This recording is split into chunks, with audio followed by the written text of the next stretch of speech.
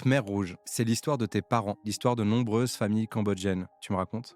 Moi, mes parents, ils ont failli y passer et c'est ça qui est un truc de ouf. Ma mère était hôtesse de l'air. Elle avait 18 ans à cette 18-19 ans. Elle s'est rendue compte que quelque chose n'allait pas aller puisque tous les couloirs aériens se fermaient. Quelle vivacité d'esprit de se dire, en fait, je pense que ça va être la merde. Donc, on va partir en Thaïlande, se réfugier là-bas. Et on lui dit, ouais, mais c'est une galère et tout, comment on fait? Eh ben, elle avait des bijoux sur elle. Elle a tout échangé pour donner à des gens, des taxis, des chauffeurs de tuk-tuk, aller récupérer sa mère, sa sœur, son chéri de l'époque, qui est mon papa, et tous les ramener pour pouvoir bouger en Thaïlande. Cette violence, elle existe partout dans le monde, des gens qui doivent un moment tout abandonner et sans se dire on va revenir après-demain, la semaine prochaine à la maison. Bah non, en fait, tu changes de pays et tu vas changer ta vie. Mes parents ont vécu tout ça et le déclassement parce que mon père était prof, ma mère était donc hôtesse de l'air, elle faisait du mannequinat, elle était danseuse pour le ballet royal du roi au Cambodge. Et arrivé ici, mon père a travaillé à la SMN, c'est la société de métallurgie normande. Ma mère était à la papeterie Hamelin,